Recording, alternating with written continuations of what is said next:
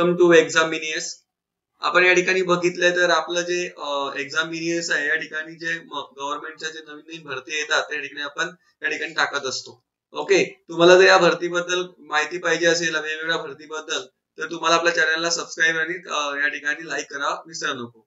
Okay, आपण जर विचार केला की महाराष्ट्र लोकसेवा आयोग अर्थातच राज्यसेवाची परीक्षा जी आहे ज्याचे खूप मुलं या ठिकाणी खूप आतुरतेने वाट बघत होती अशी ही एक्झाम या ठिकाणी एमपीएससीने डिक्लेअर केलेली आहे. साधारणतः जानेवारी महिन्यामध्येच ही ऍड येणार होती, परंतु 2 दिवसाआधीच एमपीएससीने या ठिकाणी जाहिरात डिक्लेअर केलेली आहे. 274 जागांसाठी मेगा भरती या ठिकाणी एमपीएससी घेणार आहे आणि यामध्ये आपण जर विचार केला तर जी एक्झामची डेट दिली आहे ती दिली 28 एप्रिल 2024 रोजी महाराष्ट्रातील 37 जिल्ह्यांमध्ये ही एक्झाम घेतली जाणार आहे. ओके, बघा या ठिकाणी आपण जर बघितलं तर राज्यसेवेसाठी यामध्ये 205 जागा आहे आणि महाराष्ट्र स्थापत्य अभियांत्रिकी सेवा यासाठी 26 जागा आहे. ओके, महाराष्ट्र वनसेवा यासाठी 43 जागा आहे.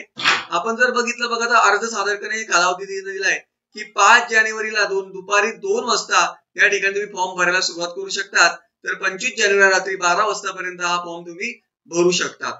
त्यानंतर तुम्ही ऑनलाईन फी भरत असणार तर या ठिकाणी 25 जानेवारी 2024 ला रात्री 12 पर्यंत तुम्हाला ही भरता येणार आहे.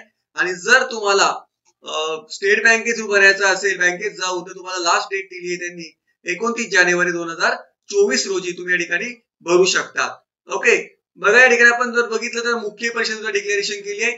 बघा की 2024 हे राज्यसेवेची शेवटची एक्झाम आहे की जी आहे ती एमसीक्यू मध्ये होणार आहे. 2025 पासून राज्यसेवेची मुख्य परीक्षा ही या ठिकाणी टोटली थिअरी पेपर होणार आहे. ओके, त्यामुळे शेवटचा चान्स आहे ज्यांना एमसीक्यू मध्ये तयारी करायची त्या मुलांसाठी. बघा दिनांक दिलेल्या आयोगाने 14 ते 16 डिसेंबर 2024 रोजी या ठिकाणी मुख्य परीक्षा होणार आहे आणि महाराष्ट्र स्थापत्य अभियांत्रिकी सेवा मुख्य परीक्षा ही 2024 ला 23 नोव्हेंबर 2024 ला होणार आहे. ओके, या ठिकाणी वनसेवा मुख्य परीक्षा सुद्धा 28 ते 31 डिसेंबर 2024 ला होणार आहे. बघा या ठिकाणी आपण जर विचार केला बघा खूप महत्वाचा या ठिकाणी आयोगाने नमूद केलेला आहे बघा की भरावयाच्या उपरोक्त पदाच्या सामाजिक समांतर आरक्षणाच्या तपशील शासनाच्या मागणी पत्रानुसार आहे. तसेच नमूद केलेल्या पदसंख्या व आरक्षणामध्ये शासनाच्या सूचनेमध्ये बदल होण्याची शक्यता आहे. म्हणजे या ठिकाणी सांगितलंय एमपीएससी न की या ठिकाणी पदामध्ये वाढ सुद्धा होऊ शकते आणि बदल सुद्धा होऊ शकतो. ओके, त्यानंतर बघा आयोगाने काय दिलाय की जाहिरातीत प्रसिद्ध झाल्यानंतर त्याच्या पूर्व परीक्षेचा निकाल अंतिम करेपर्यंत नव्याने प्राप्त होणाऱ्या मागणी पत्रीमध्ये जाहिरात नमूद नसलेल्या मागास प्रवर्ग तसेच आरक्षण पदामध्ये उपलब्ध झाल्यास पदसंख्येत बदल होऊ शकतो. म्हणजे जर तुमची पूर्व परीक्षा झाली तर पूर्व परीक्षेनंतर जो रिझल्ट लागण्याच्या आधी या ठिकाणी जागांमध्ये सुद्धा वाढ होण्याची शक्यता आहे. ओके, दुसरी गोष्ट आपण जर विचार केला तर या ठिकाणी या एक्झामचं काय दिलेलं आहे आपण बघा की या एक्झामसाठी पात्रता काय असावे. तुम्ही पहिली गोष्ट भारताचे नागरिक असावे हे सर्वांना माहिती आहे. दुसरी गोष्ट या ठिकाणी सांगितलं की ज्या 2 परीक्षा आहेत ज्यामध्ये निरीक्षण अधिकारी परिमंडळ अधिकारी गट ब वगळता इतर सर्व वर्गांसाठी दिनांक 1 एप्रिल 2024 रोजी तुमचं वय दिलेलं आहे बघा की जर तुम्ही ओपन असणार तर ओपन साठी 38 वर्षापर्यंत तुम्ही एक्झाम देऊ शकता. तुम्ही जर कास्ट मध्ये असणार तर 43 वर्षापर्यंत देऊ शकता.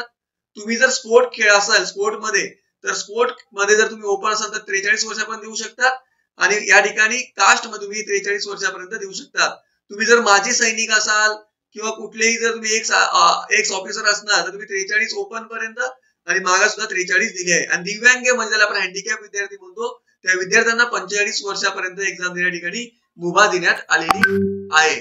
ओके, त्यानंतर पुढचं आपण जर बघितलं तर ही जे एक्झाम दिली आहे बघा की यामध्ये सहाय्यक संचालक महाराष्ट्र वित्त लेखा गट अ आणि उद्योग संचालक तांत्रिक गट अ या एक्झाम साठी जो दिलेला आहे बघा संविधानिक विद्यापीठ किंवा 55% गुणांसह वाणिज्य शाखेचा विद्यार्थी पाहिजे. इथे फक्त वाणिज्य जे आहे कॉमर्सचे विद्यार्थी या ठिकाणी फॉर्म भरू शकतात, बाकी भरू शकत नाही. ओके, आणि उद्योग उपसंचालक जे पद आहे या ठिकाणी अभियांत्रिकी म्हणजे सिव्हिल इंजिनिअरिंग जे विद्यार्थी आहे तेच या ठिकाणी फॉर्म भरू शकतात. ओके, त्यानंतर ज्याने आपण बोलतो की महाराष्ट्र वनसेवा याला सहाय्यक वनसेवा पदाकरता जर आपण विचार केला तर यामध्ये कोण कोण फॉर्म भरू शकतो. यामध्ये मान्यताप्राप्त विद्यापीठाचे पदवी विद्यार्थी पाहिजे, पण कुठल्या विषयामध्ये पाहिजे, वनस्पती शास्त्रामध्ये पाहिजे, रसायनशास्त्र, वनशास्त्र, भूशास्त्र, गणित, भौतिकशास्त्र, सांख्यिकी, प्राणीशास्त्र, उद्यानविद्या, पशुसंवर्धन शास्त्र, पशुवैद्यक किंवा कृषी आणि अभियांत्रिकीमध्ये विद्यार्थी पदवी पाहिजे तेच या ठिकाणी फॉर्म भरू शकतात.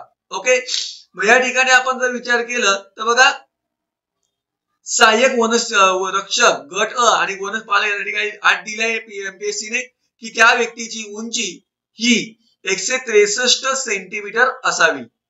ओके, अनुसूचित जमाती व्यतिरिक्त. ओके, म्हणजे हा समाज सोडून किती पाहिजे 163 या ठिकाणी हाईट पाहिजे. छाती तुमची न फुगवता 79 सेंटीमीटर पाहिजे आणि फुगवण्याची क्षमता तुमची 5 सेंटीमीटर पेक्षा कमी नसावी, म्हणजे 5 सेंटीमीटर. महिलांसाठी दिलेला आहे की महिलांची उंची 150 सेमी अनवाणी याच्यात पायात कुठलंही चप्पल वगैरे बूट घालून ना 150 सेमी मुलींसाठी असावी. ओके, त्यानंतर पुढे आपण जर विचार केलाय तर अनुसूचित जमातीसाठी ज्याला आपण कास्ट मध्ये म्हणतो त्या जमातीसाठी 152.5 सेमी उंची असावी. फुगवण्याची क्षमता न फुगवता 79 सेमी पाहिजे आणि फुगवण्याची क्षमता किती पाहिजे 5 सेंटीमीटर. आणि महिलांसाठी दिलाय त्यांनी कास्टवाल्यांना 145 सेमी पेक्षा कमी या ठिकाणी उंची चालणार नाही. ओके, बघा पुढचा पण जर बघितलं तर जे सर्वांना बघायचं म्हणजे राज्यसेवा एक्झाम. या राज्यसेवा एक्झाम मध्ये एमपीएससी पोस्ट डिक्लेअर केले. बघा यामध्ये उपमुख्य कार्यकारी अधिकारी आणि गट विकास अधिकारी ज्याला आपण बीडीओ म्हणतो या एकूण 27 पदे भरली जाणार आहेत. त्यानंतर सहाय्यक संचालक महाराष्ट्र वित्त लेखा सेवा गट अ याला एकूण 40 पदे भरली जाणार आहेत. त्यानंतर आपण विचार केला उद्योग उपतांत्रिक संचालक तांत्रिक यासाठी 7 पदे भरली जाणार आहेत आणि सहाय्यक कामगार आयुक्त गट अ यासाठी 2 पदे भरली जाणार आहेत. मंत्रालयीन विभागामध्ये जो कक्ष अधिकारी असतात त्यासाठी गट ब साठी एकूण 19 पदे भरली जाणार आहेत आणि सहाय्यक गट विकास अधिकारी गट ब या ठिकाणी 21 पदे भरली जाणार आहेत. सहाय्यक आयुक्त राज्य उत्पादक शुल्क गट ब एकूण 1 पद भरले जाणार आहेत आणि कौशल्य विकास रोजगार उद्योजकता मार्गदर्शक अधिकारी गट ब एकूण 3 पदे भरली जाणार आहेत. सरकारी कामगार अधिकारी गट ब एकूण 2 पदे भरली जाणार आहेत. सहाय्यक प्रकल्प अधिकारी सांख्यिकी अधिकारी प्रशासकीय अधिकारी संशोधन अधिकारी गृह प्रबंधक सभा गट ब एकूण 4 पदे भरली जाणार आहेत. निरीक्षक अधिकारी एकूण गट ब एकूण 76 पदे भरली जाणार आहेत. ओके, आणि महाराष्ट्र वनसेवा मध्ये महसूल विभागामध्ये वन विभागात एकूण 43 पदे भरली जाणार आहेत आणि सहाय्यक वनसेवा गट अ मध्ये एकूण 22 पदे भरली जाणार आहेत. वनक्षेत्रपाल गट मध्ये एकूण 11 पदे भरली जाणार आहेत. त्यानंतर स्थापत्य इंजिनिअरिंगसाठी उपविभागीय जलसंधारण अधिकारी स्थापत्य गट अ एकूण 6 पदे भरली जाणार आहेत आणि जलसंधारण अधिकारी स्थापत्य गट ब एकूण 20 पदे भरली जाणार आहेत.